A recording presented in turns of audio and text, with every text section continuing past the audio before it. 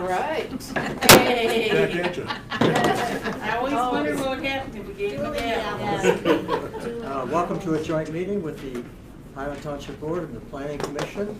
Mr. Smith, would you call the roll for the Planning Commission, please? Yes. Michael Weisen. Chris Gosling. Eugene Beach. Here. Scott Green. Here. Beth Lewis. Here. Jeff Costanza. Here. Scott Temple. Here. Mary Passionello. Here. Roscoe Smith. Here. Okay, you want to call this plan for the township board? No. We're all here except for Joan. You going to call the roll or? She just said no. Oh, okay. Purpose of tonight's meeting, the joint meeting, is to discuss agriculture and open space uses, future direction for the township. And I'd like to introduce to you Sally Hunter. Right here. Oh. She moved down here. I did move. You ready? I'm ready. Okay. Good evening, everyone. My name, as was said, is Sally Elmiger. I'm a principal with Carlisle Wortman Associates. We're a community planning firm, and we are the township's consulting planners. We need help with things, and I am here tonight to facilitate a discussion about some work that the subcommittee, a subcommittee, has been doing. The subcommittee that we have several members here. Can you just raise your hands if you're in the subcommittee? Okay. Several members of both the Planning Commission and the Township Board have been discussing the results of the joint meeting that we had in January of this year. And I know pretty much all of you were at the joint meeting. And we got some really great input from residents and from you all regarding how Highland might be able to better preserve agricultural land and open space in the township, because both of those features of your community are really iconic to who Highland is. And so it was reiterated at that meeting that that is still the direction the township wants to go. However, large property owners and farmers or not need to have an ability to economically sustain their property. So if they're going to keep it in open space, they need a way to pay for it. It doesn't just happen. So what the next step after the joint meeting was, a subcommittee was formed, and we started working on agricultural and open space uses. Now, there were other topics that were mentioned at that joint meeting, like historic preservation, and I think the commercial corridor, a couple other topics. Well, the subcommittee decided to start with agriculture and open space uses. So doesn't mean we're not going to go to those other topics, we will, but this is just our first step. So what I'd like to do first and foremost is I would like to, just for my own benefit, and I know we did kind of go through everybody at the dais here, I am kind of interested to hear who is in the audience. And if you wouldn't mind just introducing yourself, just with your name, that's all we need. I'll start. I'm Danielle McCluskey-Schenk. I'm a resident of Highland Township. Thank you. Eugene Schenk, resident of the township. Very good. Dave Sisson, resident of the township. Hello. Lisa Burkhart, I'm on township staff and I'm a resident. Okay. Christiana, resident. I'm Jim Lloyd. I'm a resident in Section 1 and acreage landowner. Great. Bob Hoffman, resident and owner of Hoffman Farms. Very good. Okay. Well, welcome everyone. Thank you for introducing yourselves. I'd just like to quickly go over the agenda. Hopefully everybody has a copy of the agenda. What I'm going to do is essentially just briefly describe what the subcommittee has done, the process that they've used to develop the master plan amendment that you all have received a copy of. And then we are going to have a discussion about the various elements of that master plan amendment. The subcommittee is excited to share this with you. And however, obviously, it's not going to be just their work that gets passed. It's going to be everybody contributing to that work so that it is really representative of what you all think should be happening in the master plan. And then we will adjourn by 9 o'clock, so we won't go over. So hopefully everybody has a copy of the materials that were emailed out.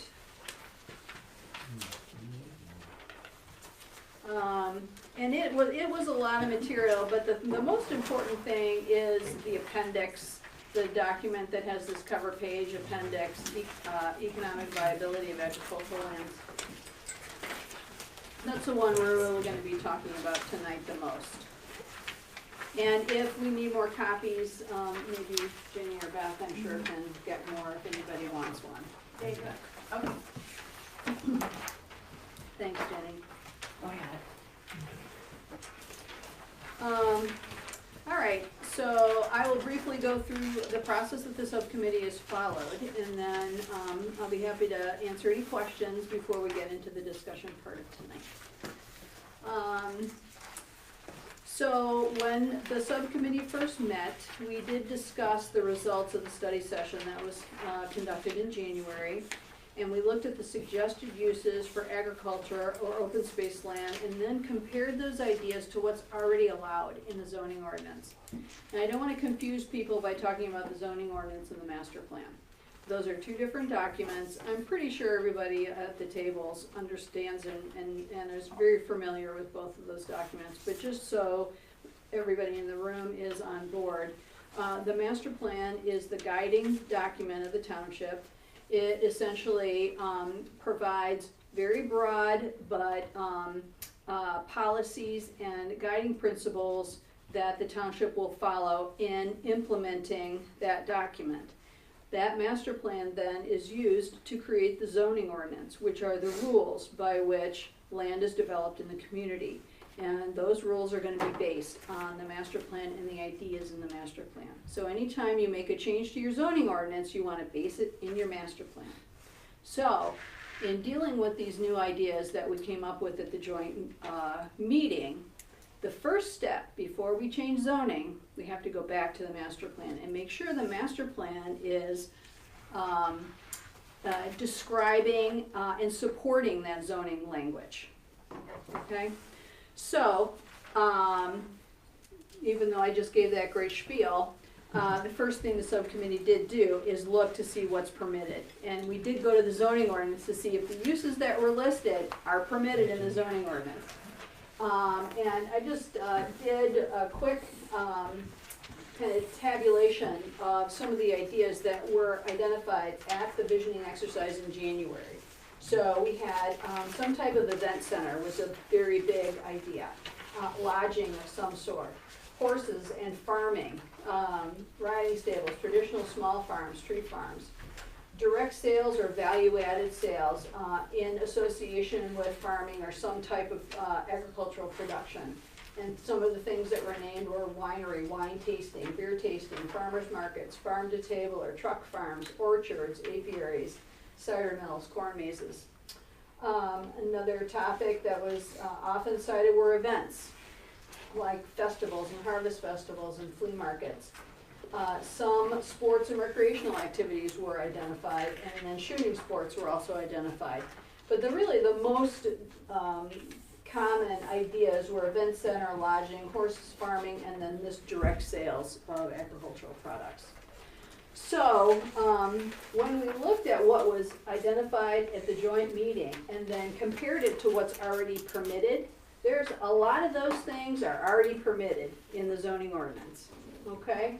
However, sometimes there's special land uses, and that's a much more arduous process to follow. If you wanted to open, let's say, a bed and breakfast, it's a special land use. It's not a use permitted by right, which is an easier process to follow. So, we took all that into consideration and then started looking at the master plan to see how some of those uses that aren't necessarily mentioned or that are mentioned as a more difficult use to implement, how that could be addressed in the master plan as things that the township wants to encourage.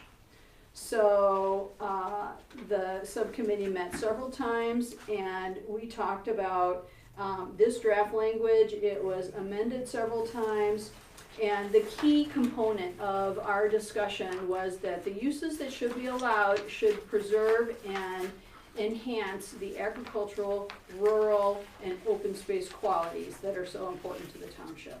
So that's kind of the guiding principle.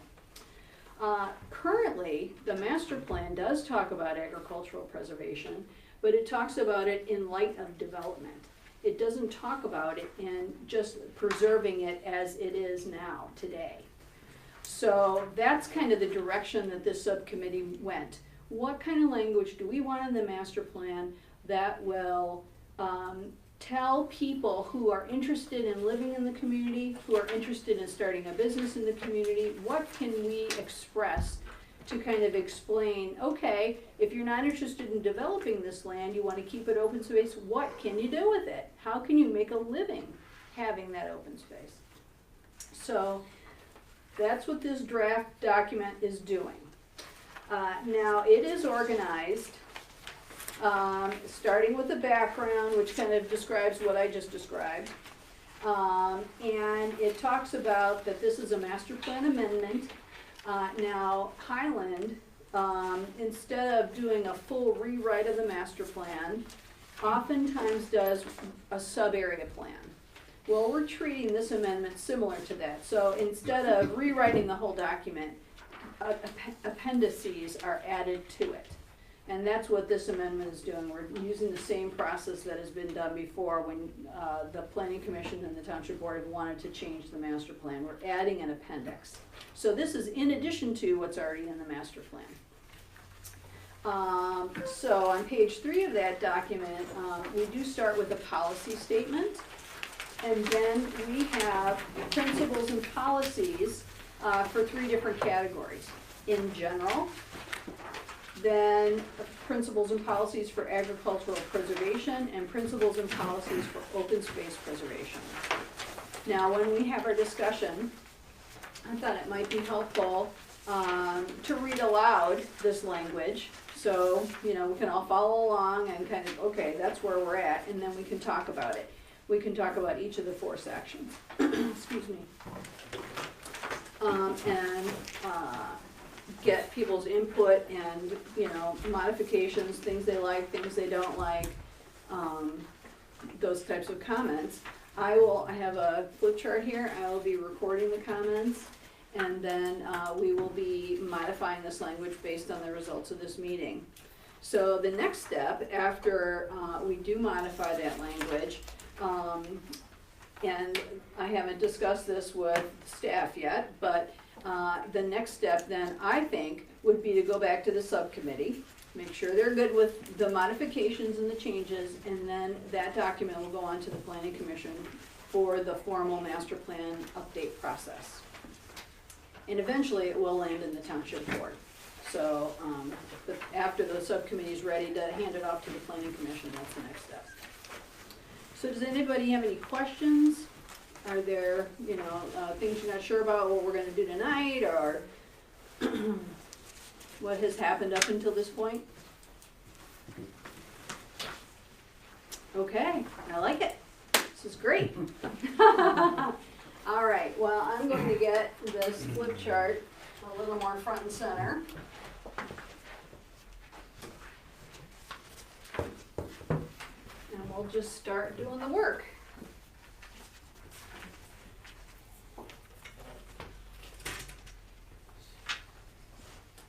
Does anybody on the subcommittee want to add anything? Have I missed some important concept or idea before we get started? Not at this point. I think one of the things that I might want to suggest is that moving forward, I think after this point where we have this final discussion on this part, we're gonna move the thing to the Planning Commission. Ah, okay. And I don't think we need to have, the subcommittee won't carry on after that point. I think what the object was to, let's get the ball rolling forward, make some motion to get the master plan worked on, and so on and so forth.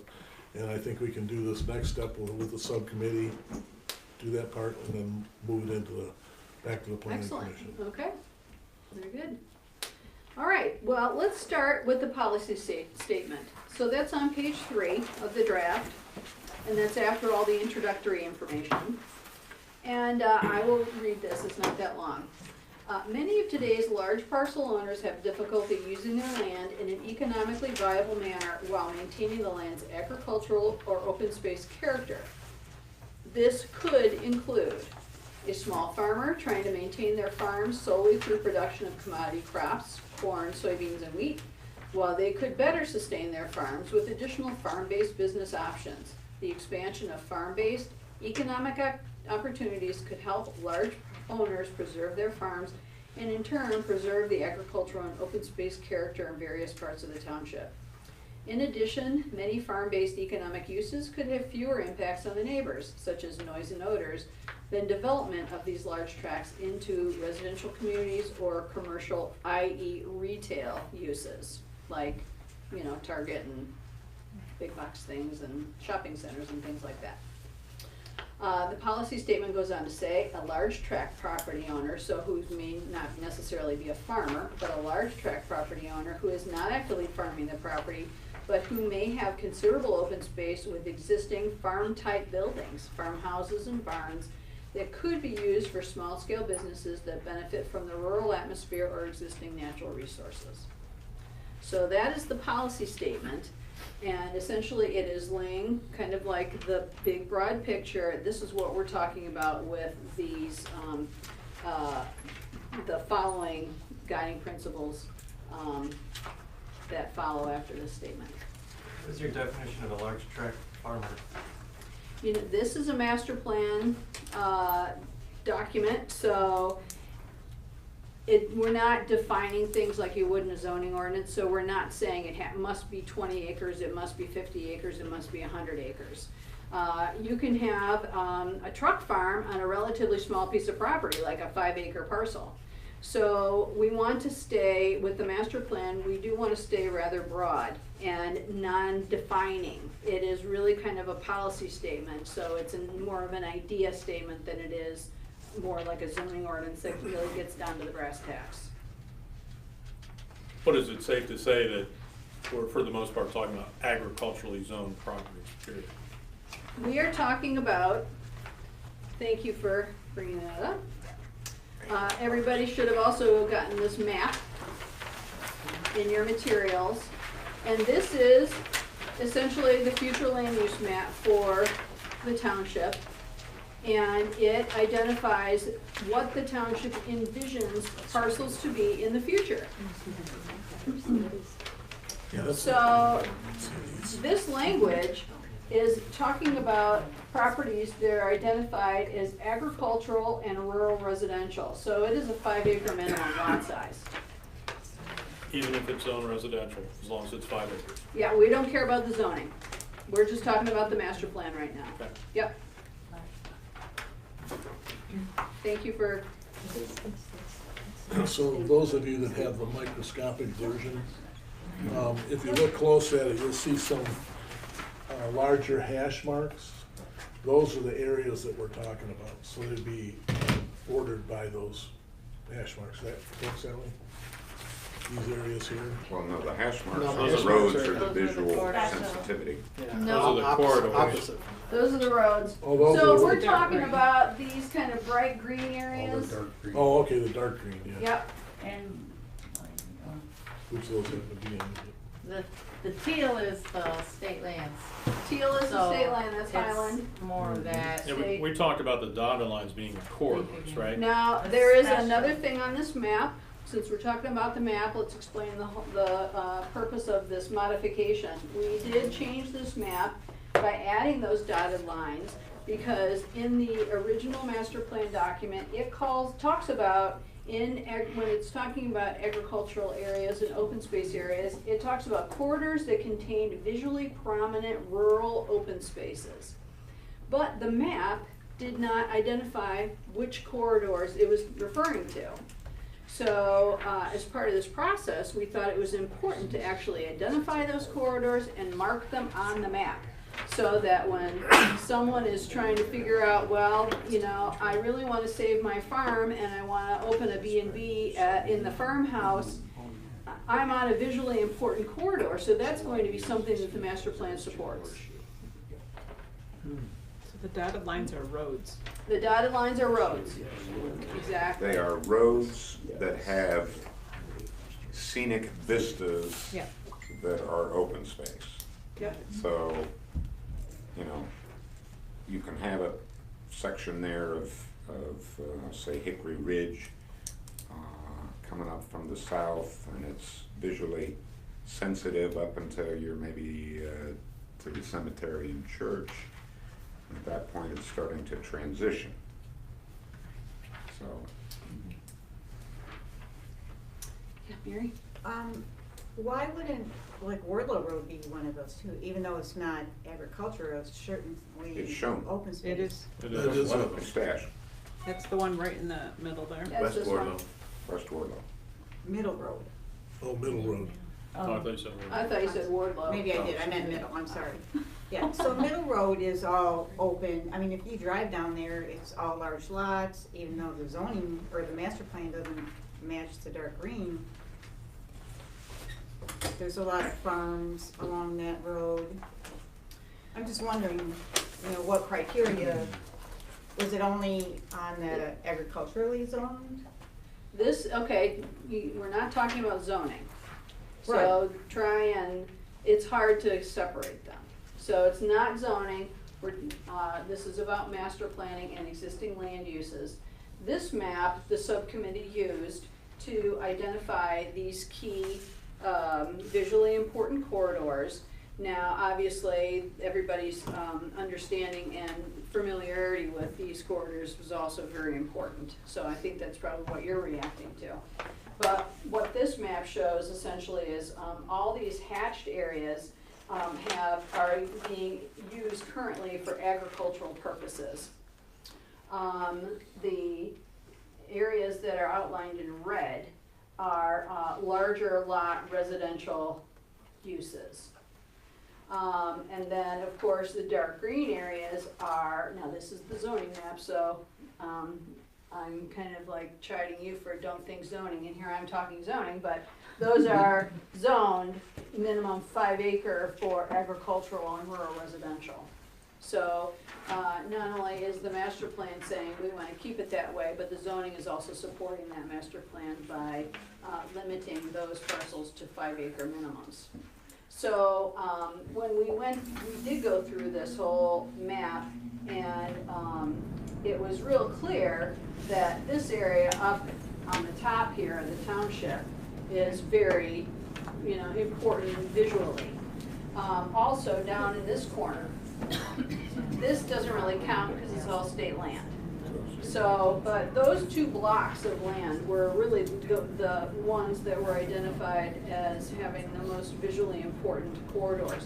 Now, with everybody's understanding of the township, we went ahead and drew in these pink lines at the meeting, thinking that these were the visually important corridors that the master plan is referring to. Let me address Mary's point, because I think, in a sense, zoning is an issue to this extent. Yes, Middle Road has a lot of large parcels and it's beautiful, etc. But if you look at Middle Road as currently zoned and master planned, it's in the small to medium lot yellow, okay, pretty much.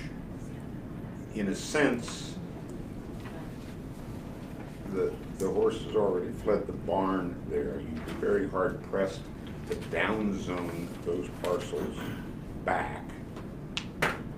And so we're not saying that people with large lots there can't take advantage of some of these provisions. What we are saying, though, is that this green area and these visual corridors, we've already master planned them to be preserved, and therefore we want to make sure that we have language that encourages them to be preserved. If it also helps this area stay preserved, well and good. Yeah, I'll give you that's why- another example. I've got 12 acres. I have no plans to do anything with it. But it's lakes and villages, okay? I can go down to tiny little lots on that thing. And the day may come when I'm gone and somebody decides to do that. I couldn't very well, the township couldn't very well zone that agricultural would be spot zoning because I've got suburban lots all around it. So we're, in a sense, saying this is the picture, one of the reality on the ground today. And we've already identified the green as things that we want to preserve. And by putting these lines here, we're saying not only do we want to preserve them, but the ones that front those lines, we especially want to preserve because that's what people see. Well, I just look at it like that's a nice area to preserve too, because it's, you know, especially the south side, pretty large lots. Agreed. It's really all what you're talking about here, so. But the master plan amendment is focusing on the ARR zone as the implementation. And it's focusing on it because the fact that this is small lot residential means that some of these uses, while they have the size, could conceivably be incompatible. You may run into the situation that we're all familiar with somebody with 5 acres here, surrounded by subdivision, and want to put a bed and breakfast. So we'll address that as part of the smaller lot residential zoning. Maybe some of these uses in agriculture become special use or they're restricted more or whatever, but right now the focus is really on the land that the master plan says is already large lot, traditionally has been large lot, we want to keep it large lot. And how do you... Master plan. The master plan. And not coincidentally, not coincidentally, most of that is zoned Yeah. ARR. So... Thanks, Jean. Okay. You had a question? What criteria did you utilize to determine visually prominent rural open spaces? Well, I think Eugene described quite a bit of it. We used the fact that there are a lot of agriculturally the existing land use on these properties. A lot of these properties along these roads is currently agriculture or open space. It's not subdivisions, it's not large lot residential. They are, 20 acres plus, and they are open. They don't have a specific developed built use. And the other criteria that we used was zoned for 5 acres. The other criteria we used was master plan for agricultural and open space preservation. And then the subcommittee's knowledge of these properties and what they look like and what the natural features are on them. That was also another criteria. Well, and there's another point. All of those corridors are high traffic volume. Relatively speaking, they are the Highland that most Highland residents know. Most of us have been on Hickory Ridge, north and south. I doubt very many people have gone on West Middle or Smaller roads. West Lone Tree or whatever.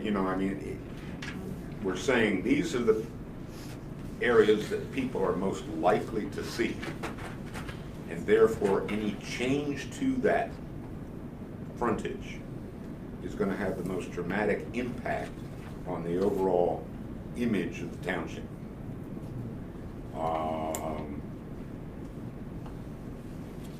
We are, in essence, trying to preserve viewscapes, or view sheds, if that term means something to you, so that you can drive down Hickory Ridge Road 20 years from now, and it basically will look the same. That's kind of the objective of visual sensitivity.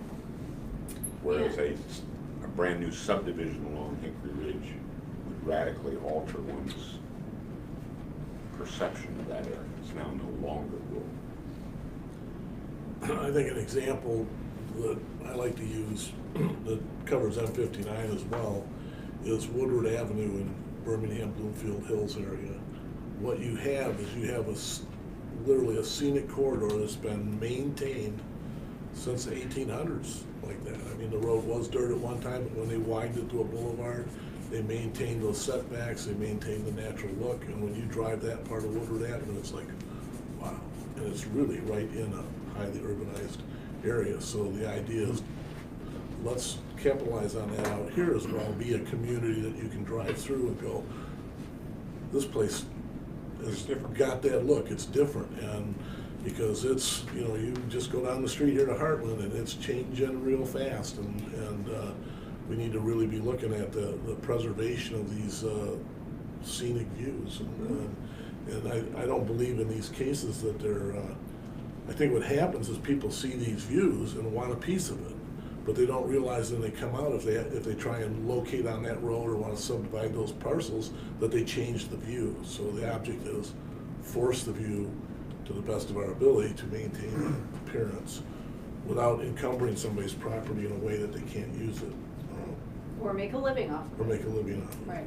So the open space area that's indicated on this map, that's light green, that open space, and I know we're not talking about zoning, but that's how you would like to see this property look 10, 15, 20 years down the road. Which one are you referring to? These pieces here, Well, they're light green, they're all. The lighter green. The lighter green, yeah, which seem to be scattered throughout the township, including the That- area that you were talking about, right? Well, yes and no. That lighter green is slated for development, but because it's open space development, it's slated for planned residential developments that have a lot of common area, cluster homes, big setbacks. So rather than the lots being large, the lots are small, the homes are all clustered together, and the rest of the land is left in open space for everybody's use. So cluster development, and you have that Right, zoning so, tool but already. when I go farther into this and see the actual amendment, it talks about what's allowed in open space areas, and it didn't sound like that. It sounds more You're commercial. confusing the zoning category, which is open space residential. Right, which is what that says. Which is that part of North Hickory Ridge. This amendment, the first, and maybe I should have said this, the first paragraph of the amendment says this: the 2020 Highland Township Comprehensive Land Use Plan, which is your master plan, includes a future land use category called agriculture and rural residential development. That is what this amendment is applying to. That and that alone. So it's not applying to open space residential. It's not applying to medium and small lot residential. Now, But it doesn't mean, No, it's clearly described in here, so I'm not part of it, I don't understand. What if? I guess I'm confused. I'm confused too. So on page 5, it goes into open space preservation uses. Right. Is that, am I confusing that that's not open space residential? Correct. One's a title, the other is a descriptor. Oh, okay. All right. Right. We're yeah. dealing with the descriptor Yeah. for agricultural Okay, I got it now, I understand. as opposed to the title of open space residential, which replace And we that can with change planned that. residential development. And you're That's confusing, yeah. Okay. And so this predominant, those dashed lines Mhm. is where you see this development. That's where you want to see this development. The dashed lines are where the subcommittee, those are the most important views to preserve. So those are the areas where, if possible, the landowner can possibly do other things on that property than they're currently allowed to do, while preserving all of that open space. But if it's not in the dashed lines, It's less important. It doesn't mean it doesn't apply, it just doesn't mean it's not a focus. Okay, all right. Remember, these are master planning, so Right. these are big That's an ideas, actual this is not zoning, it's not, you can only do this on those roads with dashed lines. We are really talking about much bigger ideas, much bigger guiding principles, and when we get down to the zoning, that's where we're really gonna start to, okay, this property has, you know, is on one of those visually important corridors, what should be permitted here? That's when we're gonna have that discussion. So. There's a hierarchy. Yeah, All of that green is important. yes. And the green that's along the dashed lines is especially important because that's what most of us see on a daily basis. And it also allows you then to say that, oh, the setbacks along a major thoroughfare may need to be a little larger than some piece back in the interior. The types of uses that are allowed on a major thoroughfare may be more expansive because it's been better able to handle the traffic than a piece back in the interior.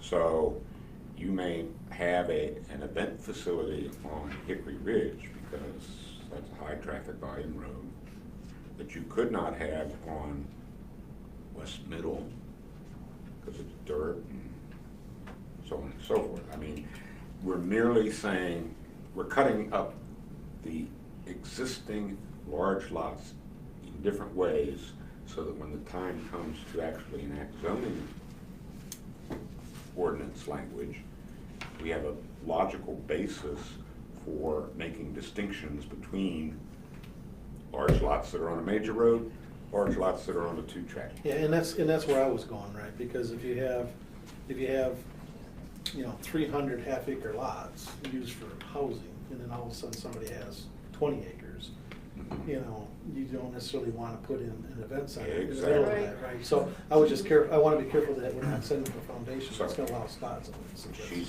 pointed out all of this language is only going to apply to ARR. Okay. And within ARR, we've identified certain ARR that are more visually sensitive than others. Okay. I appreciate these questions though, because otherwise, you know, isn't a worthwhile conversation. When I look at the map and I think about Lone Tree Road west of Hickory Ridge and Middle Road west of Hickory Ridge, I think they should be similarly mapped. I think Middle Road With the west- dash line? Yeah, because on Middle Road, we have actual farmers that are actually farming, that are large acreage, some 60 acres, one that's almost 90. And it's a very beautiful road. It's prettier than Lone Tree. I think that should be added. So middle to the west of Hickory Ridge and also to the east up to the yellow, or not? I wouldn't. Yeah, that's suggest fairly it. heavily traveled, Yeah. even though it's. Okay. It doesn't hurt. I mean, It's something to basically, take we a end note up, on and talk about more, because I agree, it is visible. Well, you know, we end up highlighting all the section roads, but. Yeah, that's what it is. let's add that, and then the planning commission Yeah. can decide. Yeah, okay. And I'm sorry, Lisa, you did have one other, you said that segment, was there another segment? No, just. That was that it, segment. okay. Did you say more of them? No, she said Lone Tree, but it's already. It's already Yeah, identified, I thought okay. they Tree should middle like Lone Tree. highlighted similar. I see, thank you, okay. All right, good. Well, She, actually, I think she went all the way through to. I asked her, she said not that side, just this side. The So stuff east of, Middle, east of Hickory Ridge, it's, 3 acre, very prominent, 3 acres on the south side, about 1.5 acres on the north side. We get to a really large parcel of about, is it 80 acres? 2 acres, that's at the edge of Kellogg Lake, but up until you get to that point, it's just houses. Okay. And then once you get to Kellogg, just before Kellogg Lake, you have a large acreage parcel and it's beautiful. And it looks south across another lake. But other than that, I'm gonna suggest one other little minor one. Okay. Up in section 1, Rose Center Road, to the north to the Rose line, for 2 reasons. While it's dirt, it's not that, it's the little diagonal piece, part of the little White Lake Trail, actually. Okay. Far upper right corner. Someone's not showing. Upper right corner, Upper right, oh, okay, over here? Yeah. I see it, got it. Because now that Clyde Road has been paved and White Lake Road has been paved, there's a lot of traffic in the vicinity. Okay, And there are people that'll take White Lake Road and then they go up Rose Center Road, let's say, to go to Deal's Orchard or whatever, or Bob's Outfit. And, Actually put that roundabout to use. yeah, that's where they put the roundabout. okay, good. The roundabout is the winery sobriety test. If you can make it a smooth roundabout, it's good to go home. What about you? Excellent. Okay. Well, good conversation. Are we ready to move on to just discussing the policy statement and if there are any ideas or modifications to that language?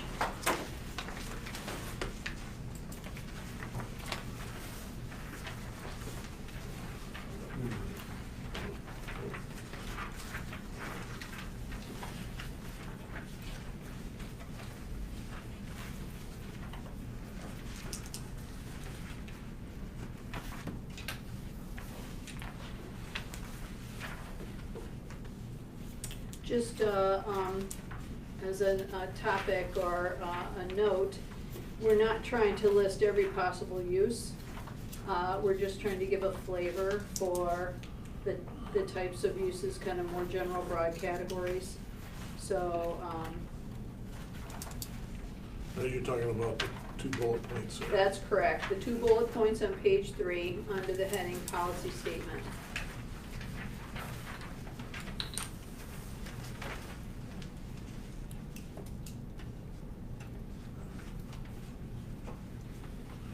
I think, I don't know how you define it any other way, but I think what agricultural, the term agricultural does is it supplants the word rural. I think they kind of are one and the same to most of our population. So I don't know that we need to use the word rural, and I think that agriculture, the other side of it is we have to be careful to maybe not totally restrict it to quote agricultural. Well, we don't. We have, That's you know, in the really old days, we had a zoning category called agriculture, we had a zoning category called 10-acre residential. And for all intents and purposes, Same they were thing. the same thing. Okay, So we that's my combined point. them. We have agricultural and rural residential. I think you need both, because I think the agricultural zoning gives, if nothing else, peace of mind to the people that are farming or want to farm, that they have rights under the Right to Farm Right. Act and that whole thing. And by the same token, the rural residential says, but we also want to encourage people who I don't want to farm. don't Want want to that farm, but lifestyle. they want to have their 10 or 20 acres, and Yeah, that does exactly what I was talking about, it kind of dual purposes. so I think you need both terms. Yep. Okay, good. Okay. I kind of wonder what that last sentence in the first bullet point actually does for us, because it just seems like it's an arguing point to me. Okay. I mean, it could also have worse impacts on the neighbors, such as noise and all of it.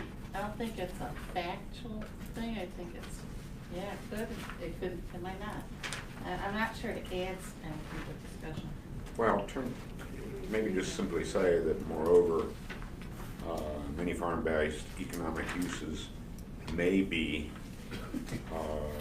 developed in such a way as to minimize impacts. Or maybe What's that? used in a way that minimize that. I mean, Well, what do you that's say a that's peace of not- mind statement that says, basically, from a policy standpoint, we understand there can be use conflicts, we think we can handle them.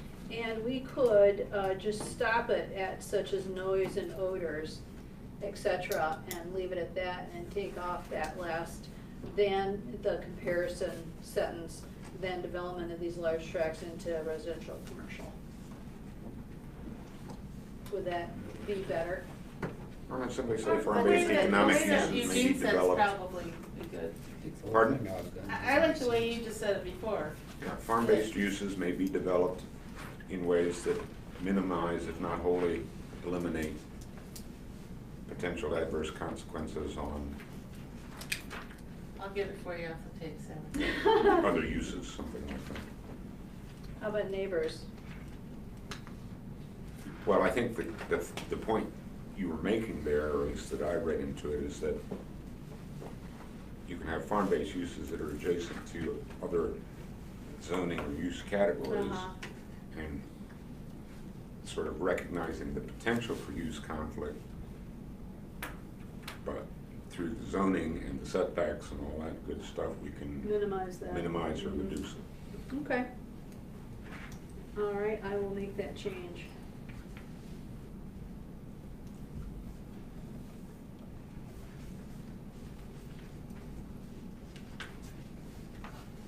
Any other changes? I have a question. I don't know if this is even relevant to this, but the second bullet, it starts out that a large tract property owner.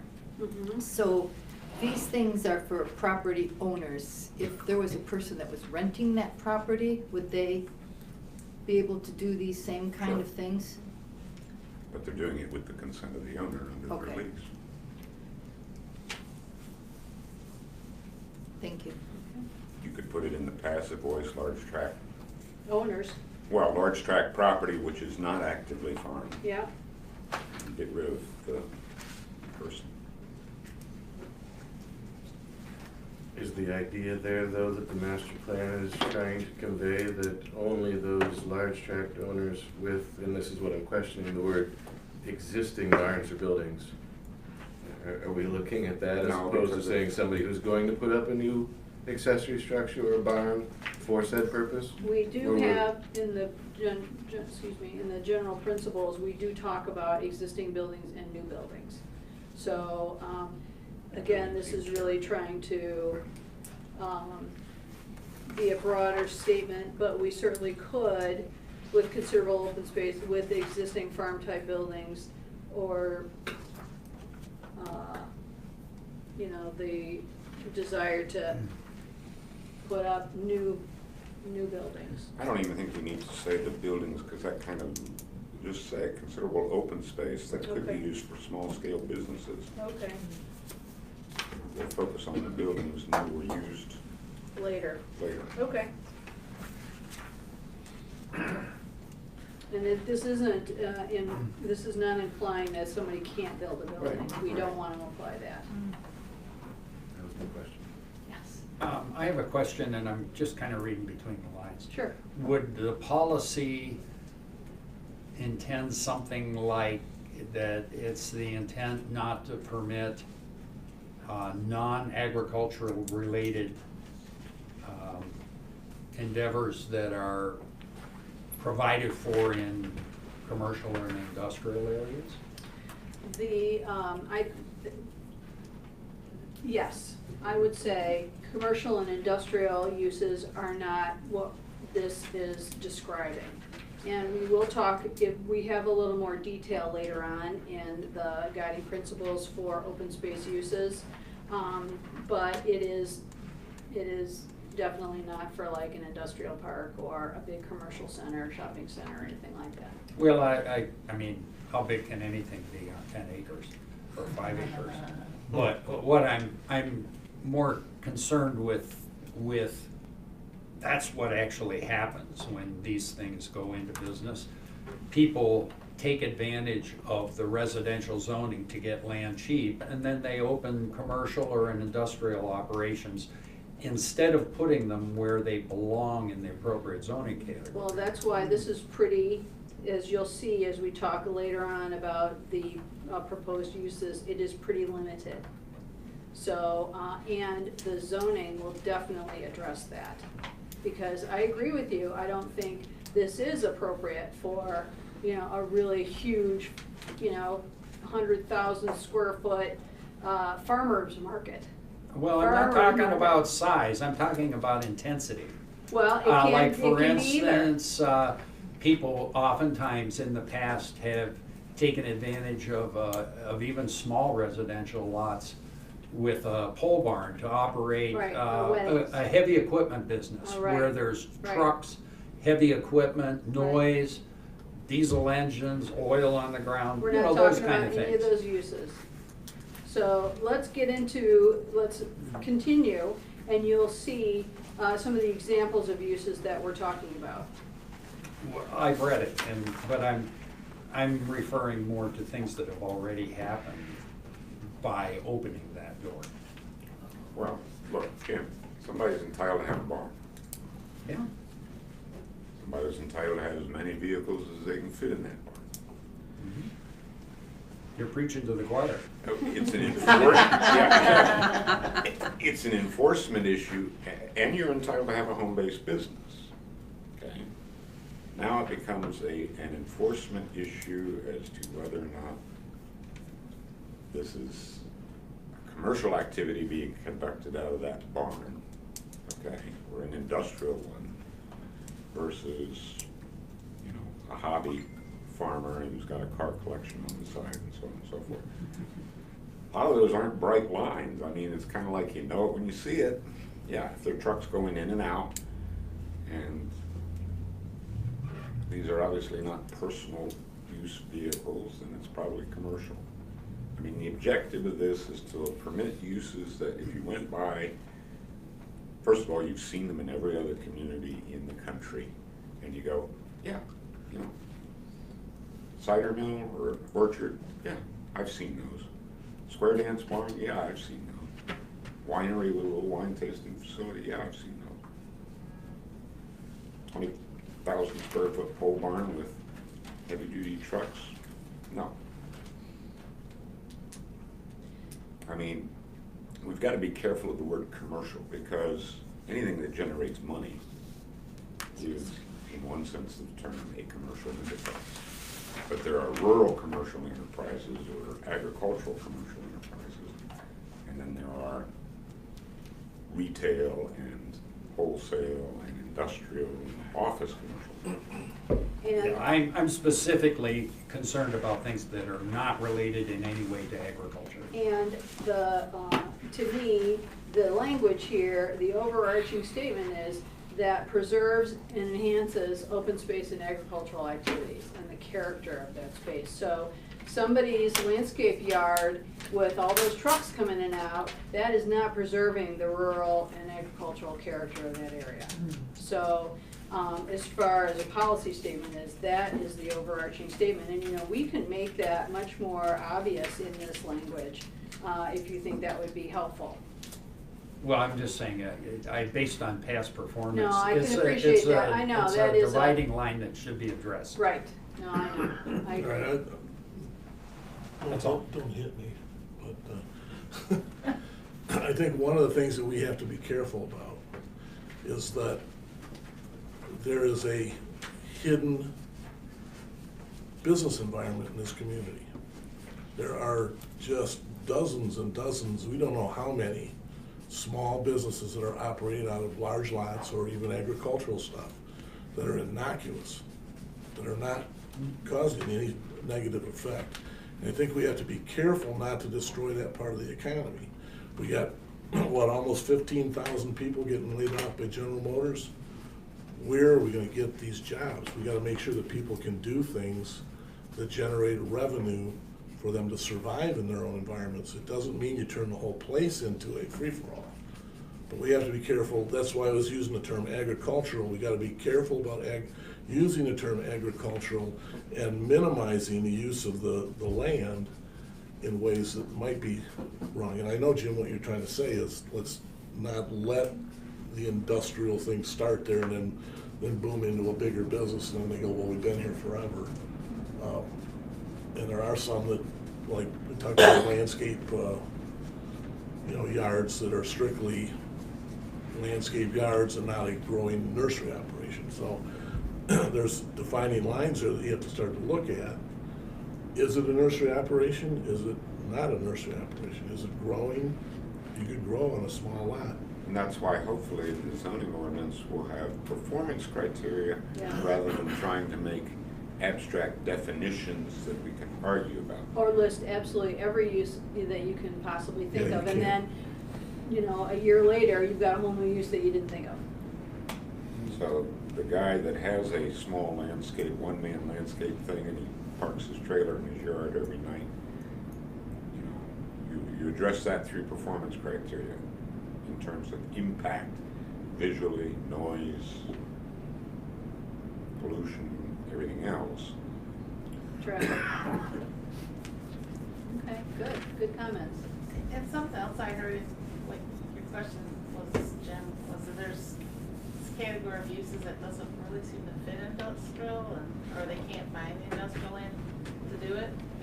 Planning Commission tried to open up some more land for that with a new C3 zoning district that, that language is being looked at right now, and it'll be public hearings in that in January.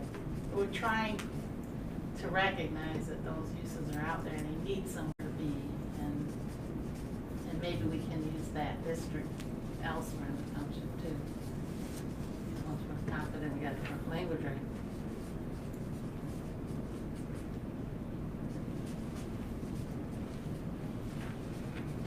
Okay, thank you.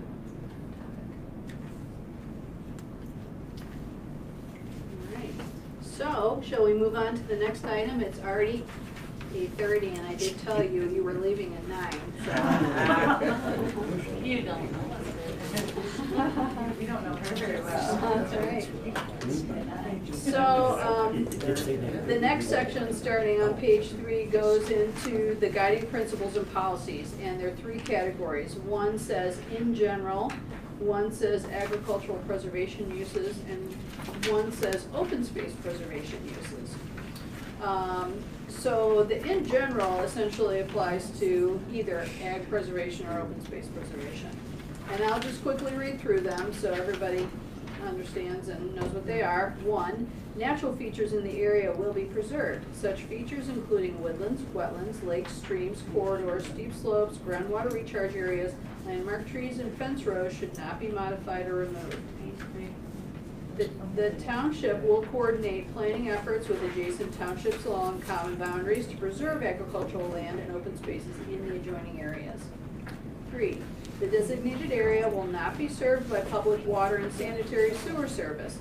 Such service would be incompatible with uses that preserve agriculture open space character.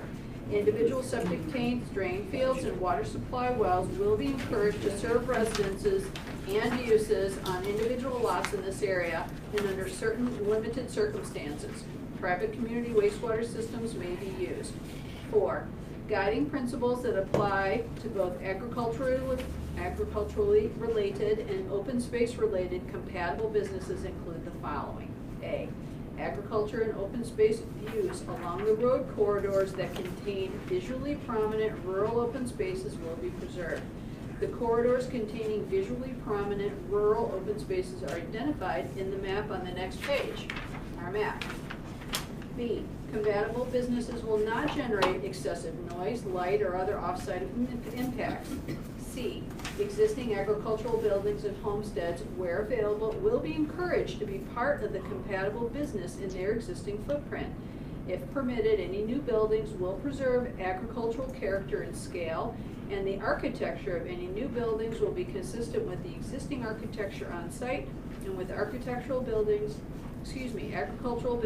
in the neighborhood.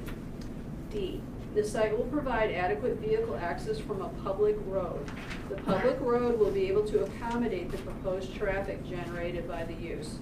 E, parking for such use will be located adjacent to the repurposed buildings away from residential uses on adjoining lots and screened from neighbors.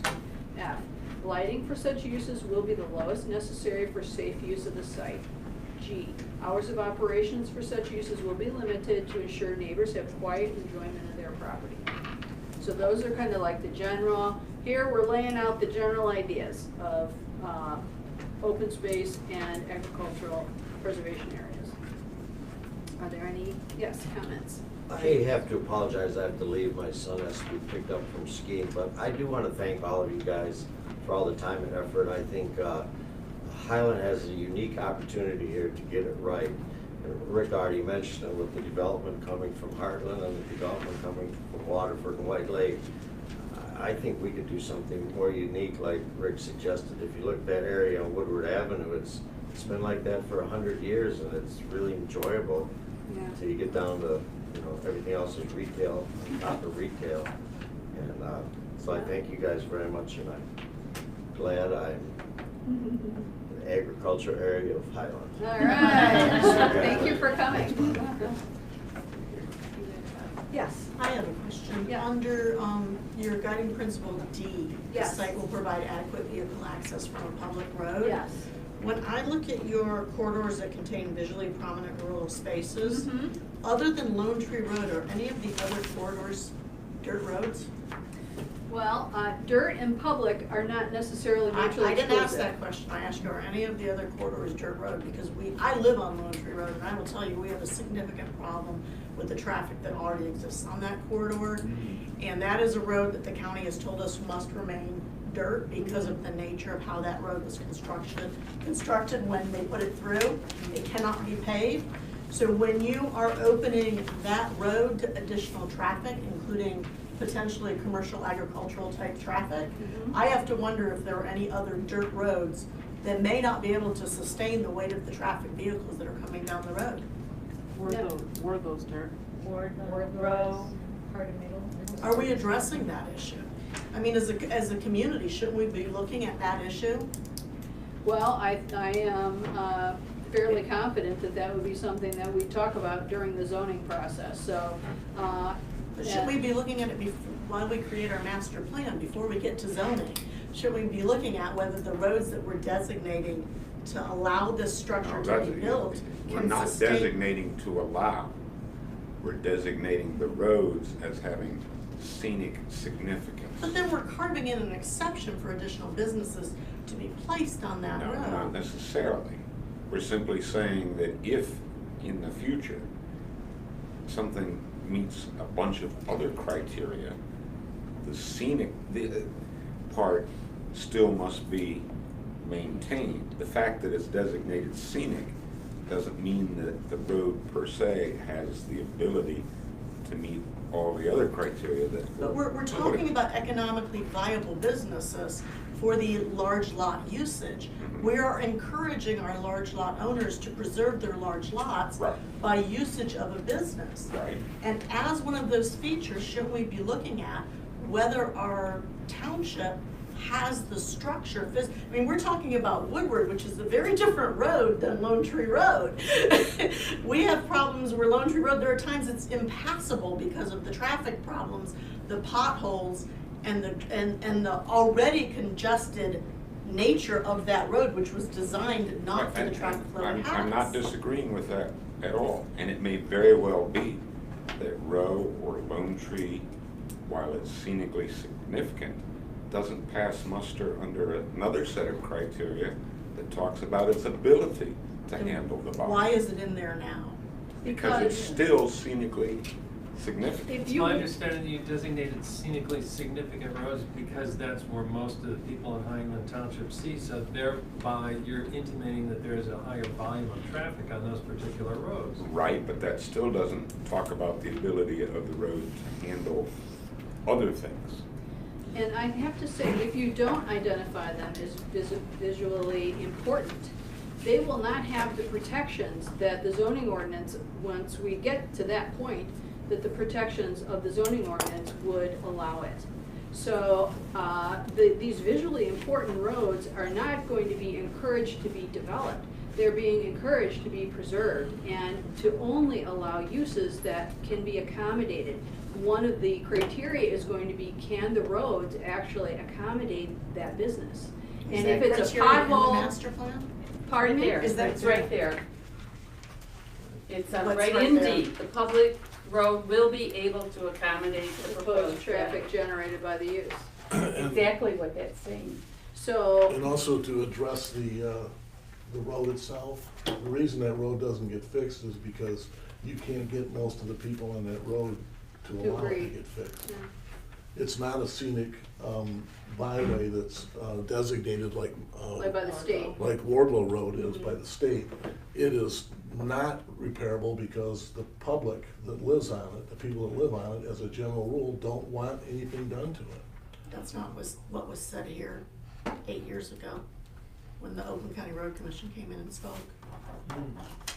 I was in the audience. No, that road could be, it's just like Clyde Road. That's exactly the opposite of what Bill Bullard Clyde said Road when he was a said dirt it there. road, and they went into Clyde Road and they turned it into a paved road. That's exactly the opposite of what Bill Bullard Bill? said, but Well, that's a number of years ago. I've been So that in is, your contact with them position is that's myself. changed, Lone Tree Road could be paved? We've got a Absolutely, consensus but of opinion you'd to have do to so. have everybody on that road pay for it. Or somebody die, which is gonna happen. Yeah. Yeah. yeah, that was somebody, I mean, That's that's. ridiculous. It is a ridiculous, I mean, it's ridiculous and it's dangerous and I feel I mean, I remember terrible for Harvey them. Lake Road was just like Wardlow, all the way up. Yep. Oh, yeah. Went Let me- along the shore of Leonard Lake. Let me come back, it's some, because I'm on the subcommittee, and this kind of gets confusing. What of this can't be taken care of in special use anyway? So, Right. the way I boiled this down was, we are identifying items to make it easier for economic development that falls within the preservation criteria, to not have to go through special use, but just be allowed. I'm not saying that. But that's effectively what happens, is it creates a pathway to allow these types of businesses. And I don't agree, because you That's- haven't developed your zoning ordinance yet. We But- don't know. But the whole concept in the zoning ordinance is going to have permitted uses that aren't subject to special use. And Some, it's right, up to some the maybe. planning commission Right, to decide. But right now, as it's zoned, all of these things can be done under special use. No. And are being done, aren't Wh- they? I which mean, ones? Bob Hoffman has a winery. Yeah. Right. And Show you me get in a the special zoning use, ordinance right? where it's permitted. No, Right. he got a special use for it, didn't he? No, I don't think so. I think that's that's an advantage of this, is that, okay, now he would be able to get it under a permitted use, but it's gonna have guidelines that he has to be within. Event barns, Event- event facilities. It will have some jurisdictional teeth that we can defend, or we can, enforce, as opposed to just willy-nilly. Or Um, illegally established. Yeah, so it kind of has a taste of, not good and bad, but we want to economically develop, but we want to be able to enforce, right? And so permitted use instead of going through special use and allowing these business opportunities in these areas to go forward easier, gives us more control. That's an advantage, but it sounds scary. Well, Right. the special use versus right, that's simply an application mechanism and degree of scrutiny. There are a number of uses that were identified, they're on your list, that the current ordinance is totally silent. We have some, they're grandfathered in, or they were established on the slide, whatever the case may be. And there are others, like a corn maze. We have no pigeonhole that we can shove that into, because is it farming and the combine broke because it made this screwy path, or what? You know, so what this is we're looking at what we've already got and asking, is it too difficult for someone to do? That's the special use versus by right. We're looking at other uses that already exist, but we really don't have a ordinance that addresses them. And then we're looking at uses that might come in, and they're not all that different. They're not high impact. They're traditional things that people do out in the country. And we don't have any ordinance language for them. So when you got those three different categories, and it's probably a half a dozen to a dozen, fine, let's adopt an amendment to the master plan that recognizes that spectrum of uses, existing, legal, existing, questionable, and not here yet, but permissible. Say what it is we want to do in terms of encouraging them, because it helps preserve the open space. And then once you got that, now you got a basis on which to draft the zoning ordinance. And that is the next step, and that will have the rules and regulations and performance standards and all that kind of stuff. So, You know, and partly on this, the concept of the open space, like, Jeff, what you said was something that kind of hit me a little bit, is like, we're promoting people to come in and buy this land to do this. And I think partly my thought process is based a lot more on who lives here now, who owns that land, and can they maintain it. If you've got a family, use the Bryans for example, 160 plus years in the community, on the same land, and you wanna promote them to stay put and not subdivide it, we have to find ways that we can help them do that from a family perspective. So there's plenty of cases where there's land there that is already owned, but may be an encumbrance to some family members that would inherit it, and maybe if they had some means to be able to maintain it. That's kind of the intent that I'm more looking at myself. Yes, it does open some doors, but I think you're gonna have more of it where people realize that, oh, I can keep this in my family. I can keep this, it can be inherited and be a property that has some other value that can help cover that cost. I don't have a problem with somebody that comes here out of Detroit and they go, boy, it's a beautiful old house and there's 10 acres. It's gonna take a lot to fix it up, but I love, I wanna get out of the country. How can I afford to do that? Yep. Oh, there's a barn. Well, I can have a wedding out here once a week and make a couple $100, and that'll pay for the restoration and the rest of it. I'm not interested in who the people are, whether they've been here 2 centuries or come in yesterday. It's the use, its intensity, and is it appropriate to the surrounding character of the land. That's all we're talking So about. this would provide the eventual ordinance to allow that to fit within an ordinance as opposed to what's being done now, not fitting in an ordinance, and they're doing it anyway. Right. And it's not hurting the community in 99% of the issues. It's your right? policy statement that says this is what we want to do. Your zoning ordinance says this is how we're going to do it. And that's gonna be our next step once we get this master plan amendment done. I have a question on D also, on 4D, about the adequate vehicle access and the public road will be able to accommodate the proposed traffic generator.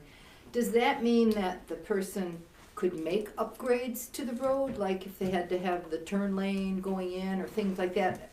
I think it's bigger than that. I think it's not just accessing the property, it is getting to the property from other parts of the community. So it's not just right at the sight line, it's the whole. So that, that's gonna be one of the criteria, that it has to be able to, the road has to accommodate this The or road has to be something. able to accommodate. Not that they have to make, traffic. okay, Yeah. all right, thank you. Mhm.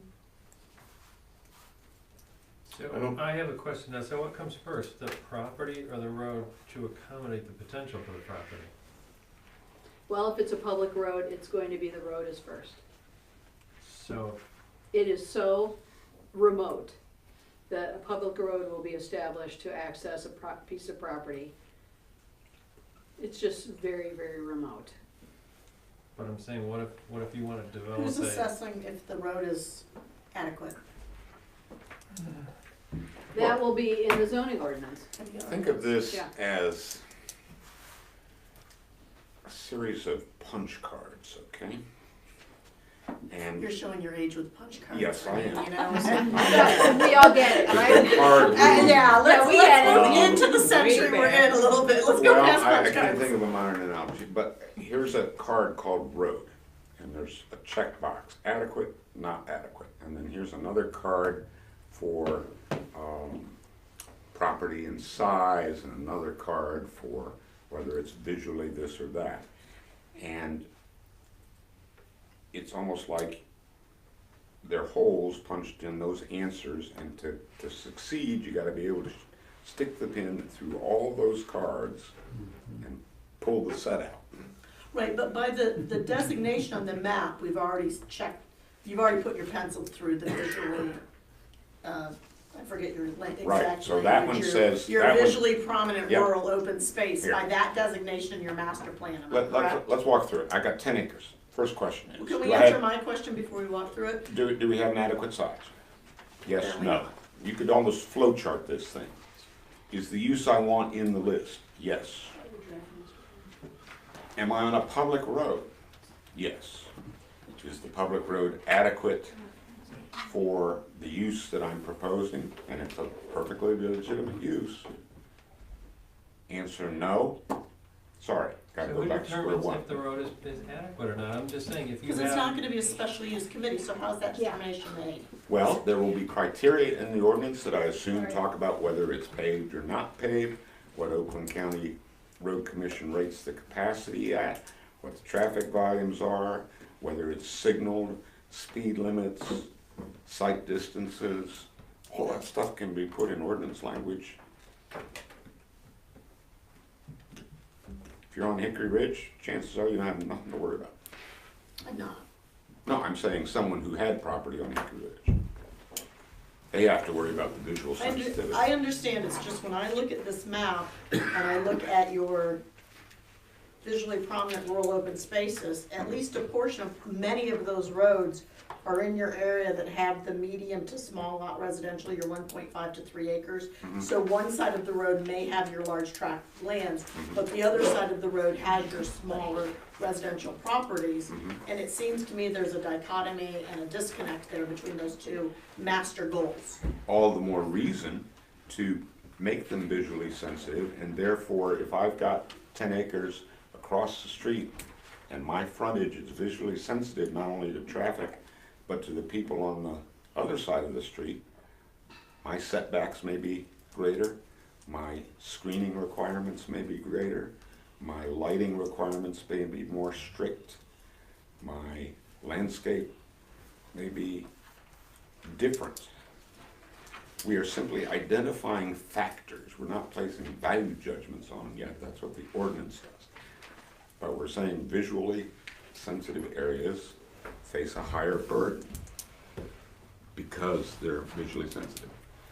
And when you see the new zoning ordinance language, it will provide more protections for those areas than it would if it weren't visually significant.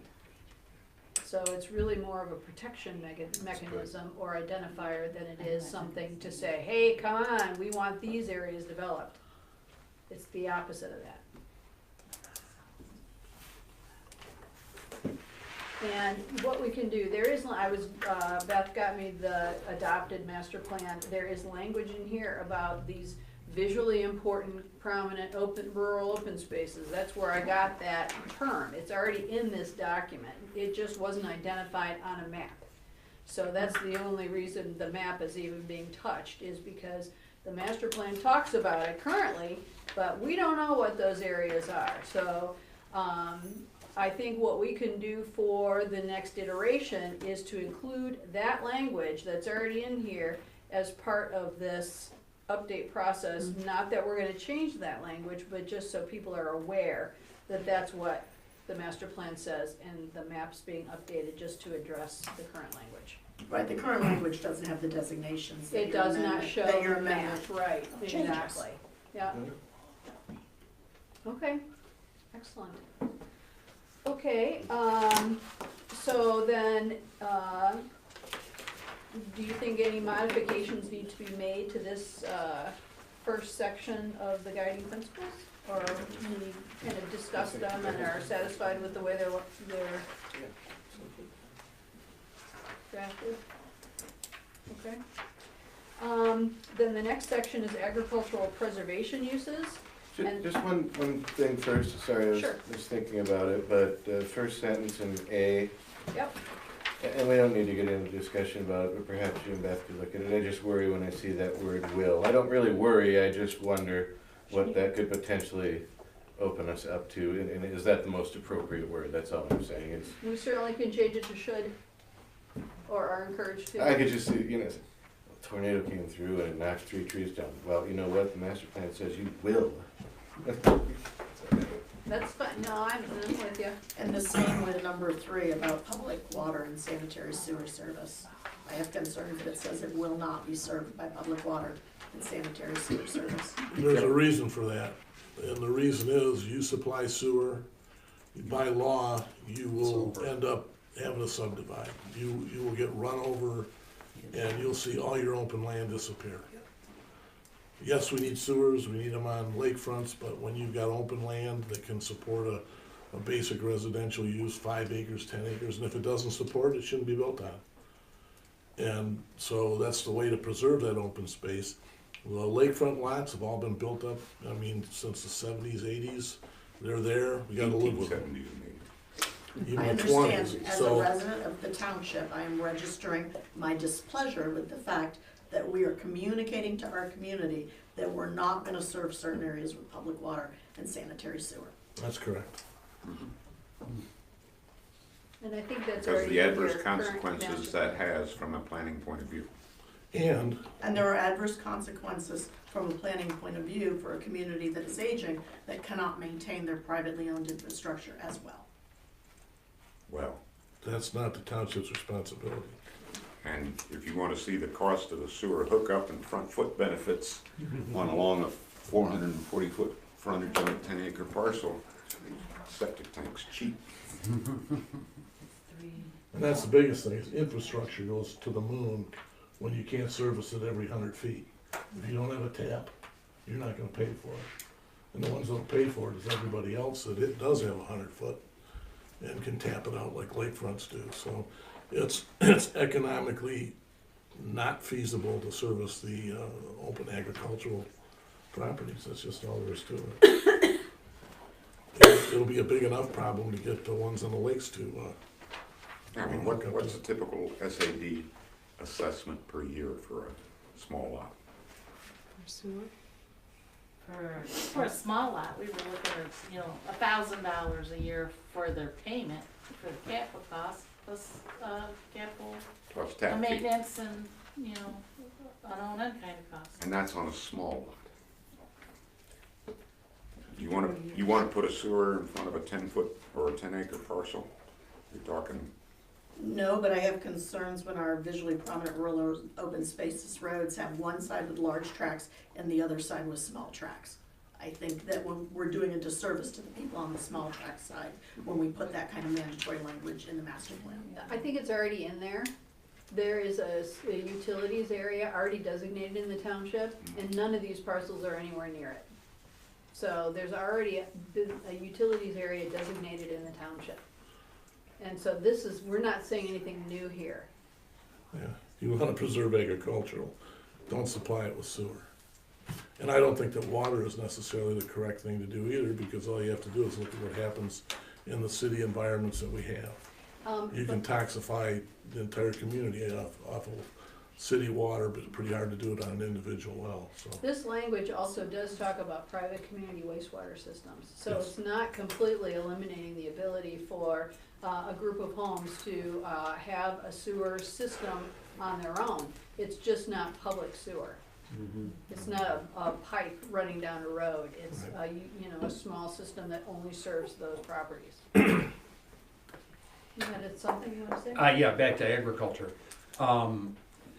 One, just last thought about conceptually how you're implementing all this. I think you are in dangerous territory by making non-agricultural things permitted uses. And I personally like the special use process better because for two reasons. One is when it's a permitted use, you're putting a lot of discretion on the part of the person that's an employee that has to administer that. Making them administratively approved puts a lot of pressure there unless it's extremely well what defined. makes you think they wouldn't come to the planning commission for full site plan review? Pardon? What makes you think they wouldn't come to the planning commission for a full site plan review, no different than any other permitted use by right? Well, I guess I was thinking that these were going to be expedited. The whole idea of this was to No. expedite the No. review Look, process. you can build a house, you don't have to come to the planning commission. Right. But if you wanna do something else on your property that's not a residential use, you come here. You show us that you meet the criteria and we go through the. Okay, but if banquet hall becomes a permitted use, Mhm. you still have to have a site plan for Sure. the banquet hall, but Yes. you don't have to have a permit for it. It's permitted. No, You don't have to no, go through a that's- special use They would still come here. permit system, they'd still come here. Yep. We wanna see the parking, we wanna see the landscaping, we wanna see the, Yeah. you The know, way you should look at this is everybody gets permits to do anything. Right. But there's an easy path that only requires a review of the physical, you know, do you meet the ordinance or don't you? And then there's this special path where you have to show that your particular property has the characteristics and fits in the surrounding area, and the way that you're gonna operate that project works. That's a longer process. It gets public scrutiny, it goes to both planning commission and the board. A site plan, we presume that if you meet the rules, you're gonna be okay. You're gonna fit where you. But you still have to come in front of the You planning still have commission, to you prove still it. have to get approval from the planning commission, you still have to meet all the zoning requirements for that use. You don't So get that extra there's layer of an scrutiny. opportunity for public input even if they're permitted uses? Absolutely, yes. Okay, all But right. it's not a public hearing. It's not a public We don't go hearing. to the I same was process imagining you were gonna make it of more like building a house where you just come in and you get your No. permit. No. No. You're always welcome to come to a planning commission and, you know, there's site plan reviews all the time, but a I'm glad special you- use The planning permit, all the commission's pretty neighbors nice, get an too. extra, get an extra, hey, we're looking at this, if you want. All right, my misunderstanding. Yeah. So I'm glad you brought it up though. But I think, I had that concern too, because I think in the earlier part of this document that we got tonight, it did talk about changing some of it to administrative review. And I have a problem with that too, because Where it does it say that, eliminates. Mary? I don't know, I'd have to go back and read it, but it did talk about that, and I was gonna bring that up tonight. Because it eliminates the public ability to put their 2 cents worth in, and I think that public input has always helped the planning commission see another side of things, so. It doesn't eliminate the public's ability, they can write letters, they show up at meetings. No, but Jean, it talked about some of the things being able to be just approved in-house. No, it's not, there's Okay, no- well, that's what I Okay, that's read good. earlier in this Under, stuff. under, Maybe that's that's what- I where think it it's is. on page 6, number 1. I don't have a page six. Not in the master plan amendment, it must be in the packet. In the Yes. report. Oh, that is, okay, let's talk about that document. That's a white paper. This is just a big kind of professional analysis of the results of agricultural uses in the township, what the master plan currently says, what the zoning ordinance currently says, and what all of those things say in relationship to the information that we gleaned at that joint meeting. But that's where that came from. Yeah, right there. Well, I don't think I ever said, Page you said say page six. It's on page 6, Mary just found it. Under 1, the second Second paragraph. paragraph, first line, Yeah. a special administrative process. Right, Well, but the last that's what I'm sentence in- saying, that administrative process is Well, different that than the doesn't mean planning the front process. counter, it can mean, the planning commission is an administrative body. Just as long as it stays with you guys as far as I Right. And I'll this give you an is example, just, Mary, we do Christmas tree sales, temporary use. The first year they come here, we check all the parking, how the setup, hours of operation. This If talked they go about through the- changing that, though. If they That's- go through the first year and no problems, guess what? Year 2, 3, and 4, I know. they're just gonna lease. I know. So- But this talked about changing that, and that's my concern, and I think maybe Okay. that's Yeah, why I don't wanna Jim's find out about the concerned. new banquet hall when they're clear cutting. this is an, I wanna this is know ahead just of time. a discussion. Okay. It's just an option that the planning commission could consider. It's, I'm not recommending it. A lot of the conversation at that meeting, the joint meeting, people were complaining about how arduous the process was. And then everybody said, okay, you should make it easier. So I was just trying to identify ways, well, you could do it this way. This is a way you could do it. And Eugene's just explained a way that it does come before the planning commission, but not every year. And so, Well, you know, there are some potential uses that essentially may not involve anybody other than letting us know that they're doing a business there. You wouldn't even know they're doing it. Why does that have to be something that would go in front of the planning commission? It could be, but I'm just saying that there are some Depends on certain how you things. draft the criteria. If it's customer intensive, Correct. where you're inviting people in, now you've got traffic issues, parking issues, lights, security, that whole bit.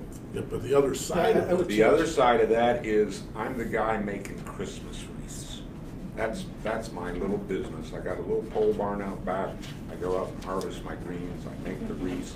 UPS shows up twice a day to pick them up and ship them out and bring me the fake berries that I put. And I would change the definition to say the impact of surrounding neighbors would create the criteria whether or not you go through a special use or. But again, this is zoning ordinance language, not. Yep, no, Not I agree. master I plan. understand. I'm just saying, when we get there. When we get that there, we it's can talk something I about would it. be looking for. Based on. Because I agree. I think some things in some places, we need to have some more control over it, because it just won't make sense. And I want to know what the neighbors think. And this is a good conversation, but we are getting the horse before the cart here. So let's try and finish this. It's 9 o'clock. Time to go. And I would like to hear if anybody, and I don't have to read it if it's too painful. But I would be very interested to hear if anybody has any other comments. There are 2 more sections left, agricultural preservation uses and open space preservation uses. They really do mirror each other. They just are using ag preservation in one and open space preservation in the other. So this is designed to be an overall policy. Right. Would it be possible to pull out what changes this places from today? Because a lot of these things are already allowed, right?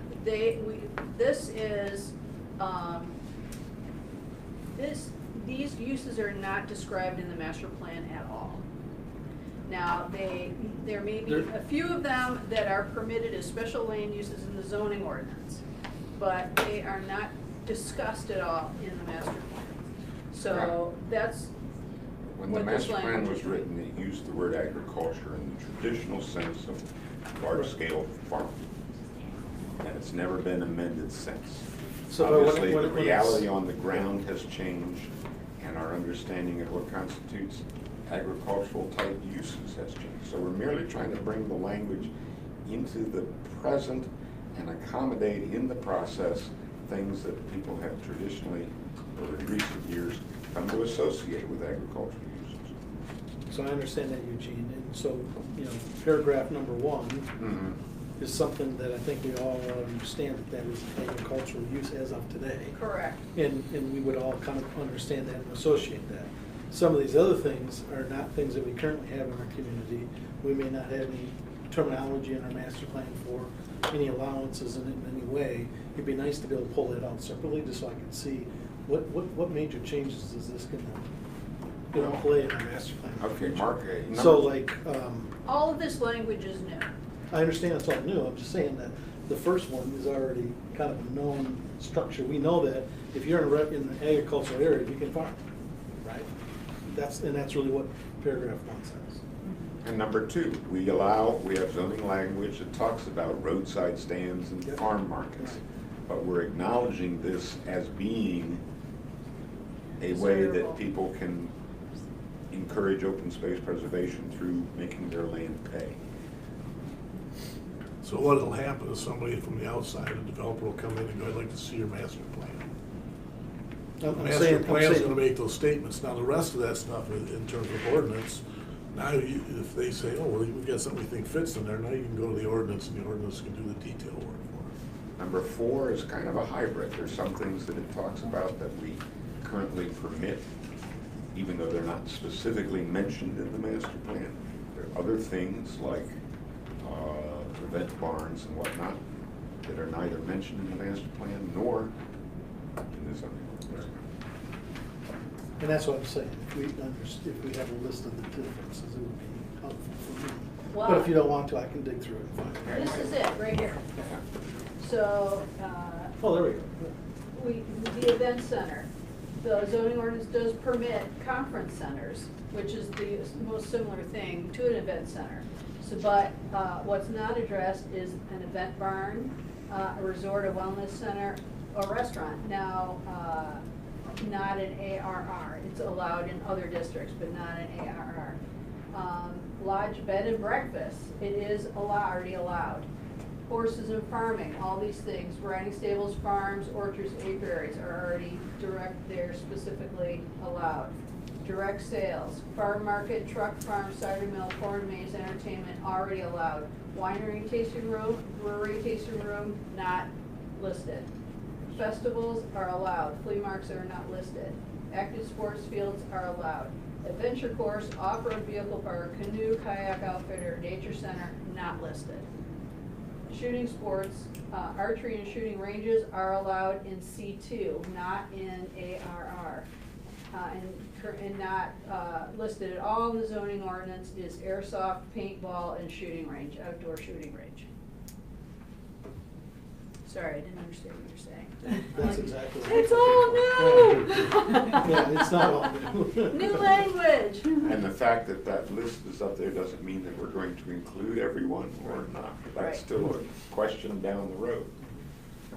But we're trying to get the rationale Yep. established. In open spaces,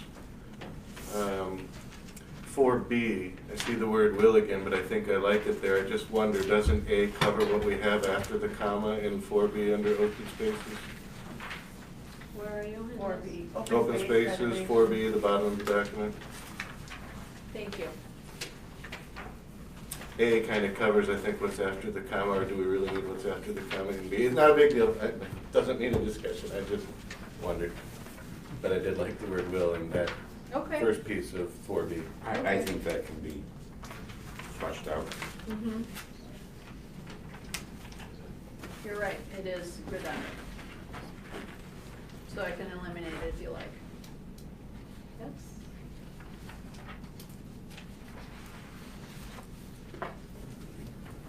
Okay, thank you.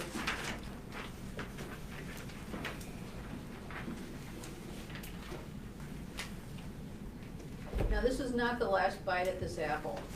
So I will make these changes and change the map as we've discussed. And it will go on to the planning commission. And the planning commission will continue to discuss it. All those meetings are open, public meetings, so you can come and, you know, listen to the discussion, and I'm sure there'll be an opportunity for you to speak on the language. And then, just so you know what the master plan process is, since this is an update, if the once the planning commission is done creating the language that they like, they will send it up to the township board. The township board will approve it for distribution to neighboring communities. And that is a 42-day review period. So neighboring communities will have 42 days to read this language and comment on it. $10, the only response you will get is from Oakland County Planning. No, actually, you'd be shocked. Really? Oh, I'm We've very been getting a impressed. lot of responses. This is not going online or anything, is it, this meeting?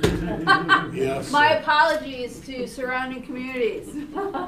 I'm very impressed that you actually comment. So once you get, the planning commission gets those comments, they can consider them, they can make them, they cannot make them, if there are changes suggested. It's totally up to the planning commission.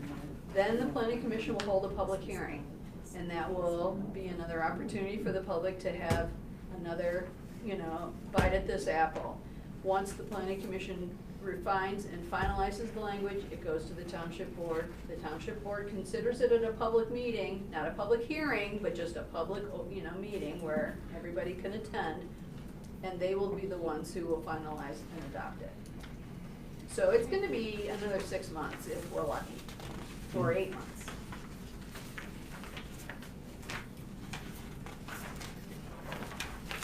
Yes, that's I hate to do this. I just wanted to add one more thing, because I don't think anybody here is one of my neighbors. But I'll submit for your consideration that the northeast corridor, sections 1 and 2 where I live, are quite different from the ARR regions in the western tier of the township. That being that because of the road paving and that has become a major thoroughfare and will continue to get even more major as the road continues paving. And the development pressure in that area is very high. And the turnover of the large acreage parcels is pretty much zero. I've lived in that neighborhood in 2 different houses for over 40 years. And I can hardly think of any of them that have ever gone up for sale. And There's one there now. Just before you get to your place on the north side, 10 acres. I'm not aware of it. Yeah, it's maybe not. Is it an existing home? Yeah. Oh, I haven't seen the sign. Isn't that Well, all? at any rate, even, so pretty much the people that live there love it. And they're highly regarded and people won't sell them. And, but we're all getting old and there's gonna be a huge amount of turnover. And I get a letter every 2 months that says, I wanna buy your house, and I know they don't want my house. So, So isn't that all the more reason to have incentives and opportunities for maybe new people to be able to afford to buy?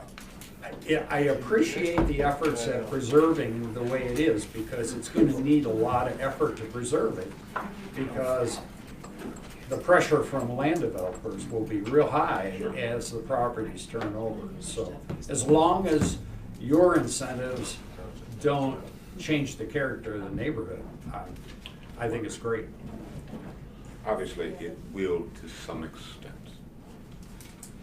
You know, White Lake Road before Bonadeo is different than White Lake Road after Bonadeo. Is it a catastrophic difference? You know, I asked. I hope I never see a gas station on that road. Okay. So, We have plenty. having more apple orchards, farm mazes, and a wedding barn would be a fair trade-off not to get the gas station. If it's an either-or proposition. Well, I it don't may know very that it well needs to be. be. What I'm trying to tell you is that I don't sense there's any economic distress, and nobody in my neighborhood's house is for sale. And we pretty much gotta die to get that house. I understand that, and then the cap comes off under Prop A, the taxes go through the roof, and the young couple that would love to own your house can't afford it. And that's independent of the use. Pardon? That's independent of the use that you put on it anyways. Well, That's just the way it is. That has nothing to do with what we're here about. That way it is. I mean, a lot of my neighbors are equestrians. actually, I it's love very, it. I Horses think make it's good very neighbors. germane. The cap comes off regardless of what your Pardon? master plan. The cap comes off regardless of what your master plan says. I understand that. So if I'm a young couple and I want a 10-acre parcel, I might be able to swing it if I had some extra income coming in through some use that currently is not permitted on it. You're saying $200 a week from having an activity in their barn is gonna pay their mortgage on a 10-acre lot out here in Highland Township? Well, Taxes are, come on. obviously, people got to run their own numbers, Exactly, and Wow. your numbers don't add up. but, you know, 30 weeks times $200, $6 grand, might cover the It's not property. gonna get you a mortgage if you can. Nobody's mortgage is done over 6. Okay, Roscoe, let's All right. crack it out. If everybody's ready, Yep. send their piece. We need a motion to adjourn. I'll make a motion to adjourn. Support? Sport. Thank you very much, everybody. Carry on the conversation. Thank you.